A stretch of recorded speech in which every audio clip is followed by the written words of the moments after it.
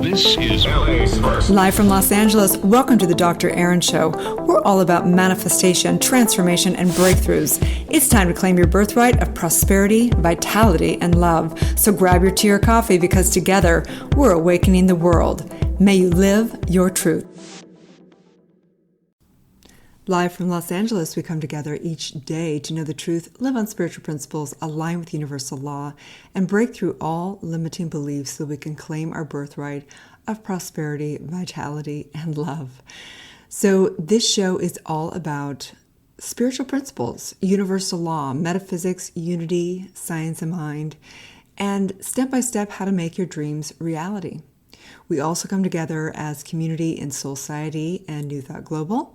Our vision is to be the #1 spiritual community. We're committed to enlightenment, empowerment, and entrepreneurship. We truly believe that when somebody awakens, they have a gift and message to bring to the world, and together we're awakening the world. So today is a series of universal law. We're on number 19 of 52. We're going to break on down the law of non-attachment. So last night, I laid in my bed watching the documentary Becoming Nothing about Ram Dass. And I had tears of joy literally streaming down my face as I listened to the voice of this beautiful man that's had such a profound impact on my life and in my awakening. Ram Dass was born in Boston in 1931 and passed away 2019, December 22nd, of course, because 22 is my lucky number. His name was Ram Dass, but that was his spiritual name. His name was Richard Alpert. He was called Dick, right? So in the beginning of the documentary, Becoming Nothing, he has this profound kind of beautiful display of pictures of his life. And he said he's had 25 years of huffing and puffing, trying to get enlightened, obviously. This wasn't when he passed away. This was 25 years into his journey. He says, I've had 25 years huffing and puffing, trying to get enlightened. He said he's tried everything. He tried, psychedelics. He tried pilgrims. He tried meditation for, years on end. He tried every possible modality, everything. He went to India. He, hung out in the 60s. He did everything he possibly could do. And he said a couple things really stood out for him. One was when he went to kind of a reunion with his Harvard colleagues. One of his dear friends said, Dick, you haven't changed one bit. And he giggled, and the whole audience giggled as he was giving a talk. And the point is that Ram Dass was one of the greatest teachers because he understood enlightenment. He understood how to make fun of himself and yet have profound. There's the universe saying, yes, yes, yes. The alarm just went off. Yes, yes, yes. There's the sign, right? So the point is that we've got to take ourselves a little less, serious, right? He took it so serious, and yet he was able to come from this humor, this profound humor. And I used to lay in bed years back, like 15 plus years ago, after I'd been meditating for many, many hours because I was, seeking enlightenment and had true enlightenment moments. And I would listen to his talks. I think they were still up on YouTube, and since then they've pulled them down because I think they now charge for them because they're so profound. And I would listen to them for hours, the same talks over and over again, because it was like music, truth, truth, truth. And my whole soul would sing. And the thing that he really taught me was non-attachment. That's what he taught me. So today, as we go into the series of 19 of 52, the universal law of non-attachment, no better way to speak about it than through the stories of Ram Dass. So the law of non-attachment states, this universal law is set into motion the moment you attach a positive or negative meaning to something that occurs or doesn't occur, which is the belief that the physical realm is more powerful than the creative powerful inner world. To have anything in life, you must free yourself mentally from attachment to it. Nothing in the physical realm is permanent, and it is only the mental equivalent of what's going on within consciousness. Becoming neutral and equanimous is the key to directing this law. Okay? So, I know what I'd done. I'd put on a timer. That's hilarious. So usually when I'm doing podcasts, I like to know how many minutes I'm at, because generally when I'm giving a talk, I want to go somewhere between 11 and 22 minutes, because that's my kind of spiritual intuition for the whole thing. And instead, I put on my 3-minute timer, because I've been doing Breath of Fire. I do it for 3 to 11 minutes as well. So you guys know that's what's really going on. So hilarious, right? Okay, so Ram Dass would have had a hilarious joke right in the middle of that, right? Okay, so back to the documentary. So I'm laying in bed last night, and I am having tears of joy. And every clip, I'm like doing a screen share for Instagram, because I am just my heart sinks whenever I think about Ram Dass. So Ram Dass, his story goes like this. He came from a fairly prominent family back east in Boston. They were what he calls, they were a culture of putting on suits, meaning that our entire lives, he felt like you were trying to become something. You were becoming someone.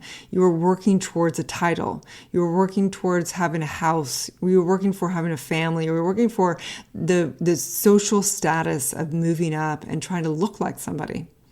And he remembered feeling like he just never felt comfortable in a suit. He never felt comfortable in the somebody that he was becoming. And so one day, I believe he went to a psychologist, and to try and figure out why he just was not feeling well, why he just didn't feel, happy. And then the psychologist kind of stirred something up in him to have him become somebody like him. So hence he became a prominent Harvard psychologist, and he began to obviously, write things and become somebody in the world of Harvard, which was a good somebody in the culture's eyes. He was somebody, right? So then he realized that he began to become less and less happy in that suit. That somebody, that Harvard psychologist professor, and he just realized he was just miserable inside at some level. So then he went down this other path, and he actually became a psychedelic pioneer with Dr. Timothy Leary. And he said he literally took probably hundreds and hundreds, if not thousands, had different trips on acid. I would imagine on mushrooms also, I don't know. And he began to have these enlightenment moments. And he said it really freed him at some level, because he was able to see past his social programming. He began to break down and have his own values in this world, instead of what his family and the culture and all the social dynamics had told him. And he began to really love this whole process. But what he realized, I think, he said something after like 350 trips, he couldn't sustain his enlightenment. He would have these high moments, but then kind of slam back down into his reality after. So it wasn't until he went over to a fateful trip to India in 1967, and he traveled to India, and he met his guru, who was known as Maharaji, and Ram Dass. He gave him the name Ram Dass. So he was Baba. He's a famous guru over in India. Some people call him Baba, or other people call him Maharaji. And he gave Richard Alpert the name Ram Dass, which means servant of God. So everything changed for Dick at this point in time. Everything changed for Ram Dass, and he has so many profound, incredible talks in front of people about his journey of awakening. And so he wrote this really famous book called Be Here Now. It's this great book. I highly recommend getting it. It's this great book. It's a sick kind of picture book. And it has these incredible kind of poetry and sayings and different mantras and different things all about Be Here Now. It was way before The Power of Now with Eckhart Tolle. You know, Eckhart Tolle, I love you, and you're a profound teacher as well, but it was a little bit of a ripoff. Just saying, no. I get to joke with all the gurus out there, okay? So the point of today is universal law of non-attachment.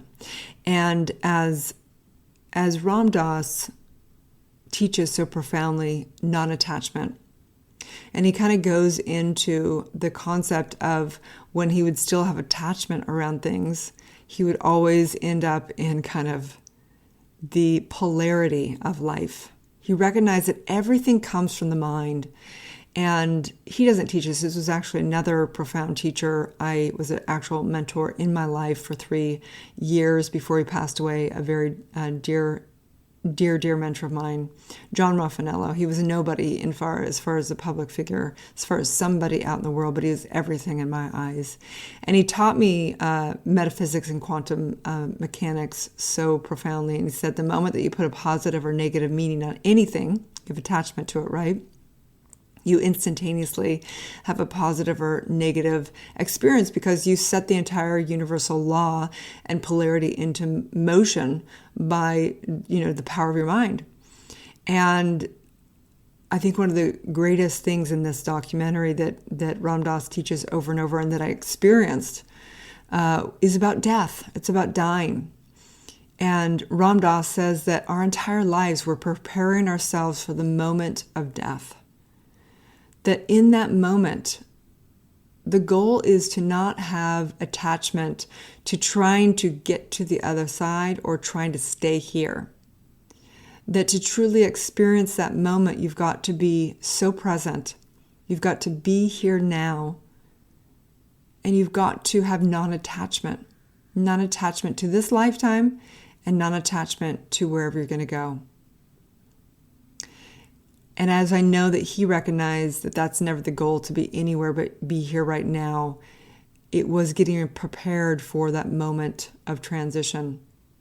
But in the moment, be here right now, if we want to be fully in our power, fully in our presence, and releasing all the suffering, we would have non-attachment.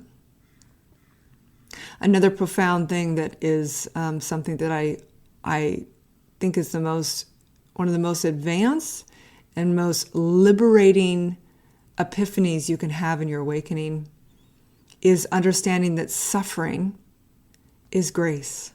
Meaning, Ram Dass says, that he realized that at some point in time that if we have attachment to getting something, we have attachment to manifesting our dreams, we have attachment to getting that relationship or getting that thing or getting that whatever it is, that we'll have suffering if we don't get it, right? But it wasn't until he realized that in the suffering was a blessing and a gift, maybe even more than getting the thing. And so once he realized that, he had non-attachment around whether he got something or didn't get something or his dreams came reality or not, or whatever it is, right? So, non-attachment. Imagine a life. What would a life be like if you had no attachment to things? What if you didn't have attachment to whether you had good emotions or bad emotions? Sometimes we just have crappy days and have moods biologically, they come along. What if we no longer had attachment of trying to feel good? He talked about pain.